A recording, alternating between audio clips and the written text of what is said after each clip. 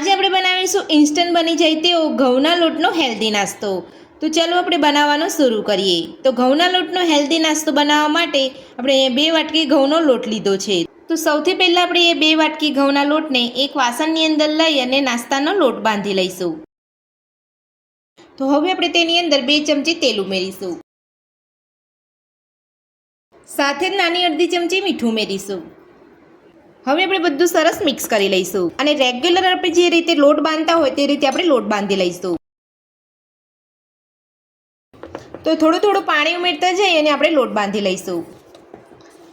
તો થોડું પાણી ઉમેરતા જઈ અને આપણે અહીંયા લોટ બાંધી લીધો છે। તો આ રીતનો તમારે અહીંયા લોટ બાંધવાનો છે। તો વધારે પડતો તમારે અહીંયા ઢીલો નથી બાંધવાનો, આ રીતનો મીડિયમ લોટ બાંધવાનો છે। જો તમારો લોટ અહીંયા ઢીલો થઈ જાય તો તમારે થોડો લોટ ઉમેરી અને ફરીથી તમારે અહીંયા મસળી લેવાનો છે। તો નાસ્તાનો લોટ આપણો બંધાઈને તૈયાર છે। તો હવે આપણે તેને ઢાંકીને સાઈડ પર રાખી લઈશું।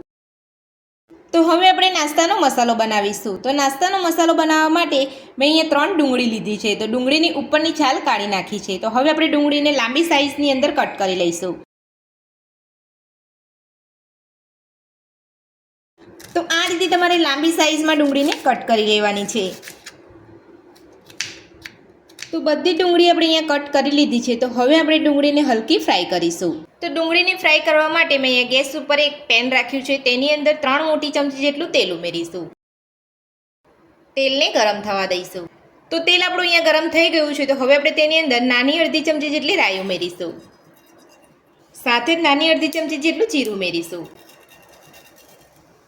2 ચપટી જેટલી હિંગ ઉમેરીશું, ઝીણા સમારેલા લીલા મરચાં ઉમેરીશું। તો મરચાંનું પ્રમાણ તમે તમારા ટેસ્ટ પ્રમાણે વધતું ઓછું કરી શકો છો। તો બધું જ વઘાર આપણો અહીંયા સરસ થઈ ગયો છે। તો હવે આપણે તેની અંદર કટ કરેલી ડુંગળી ઉમેરીશું, ડુંગળીને સાતળી લઈશું। તો આ રીતે બધું જ મિક્સ કરતા જઈ અને ડુંગળીને સરસ રીતે આપણે અહીંયા સાતળી લેવાની છે। તો આપણે અહીંયા ડુંગળી હલકી ફ્રાય થઈ ગઈ છે। તો આ રીતની તમારે અહીંયા હલકી ફ્રાય કરવાની છે, પૂરેપૂરી તમારે અહીંયા ડુંગળીને ફ્રાય નથી કરવાની। તો હવે આપણે તેની અંદર 1 વાટકી જેટલું બેસન ઉમેરીશું।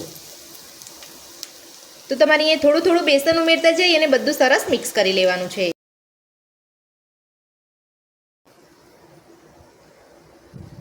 તો ગેસની મીડિયમ ફ્લેમ પર જ તમારે અહીંયા બેસનને સાતળવાનું છે ડુંગળી સાથે।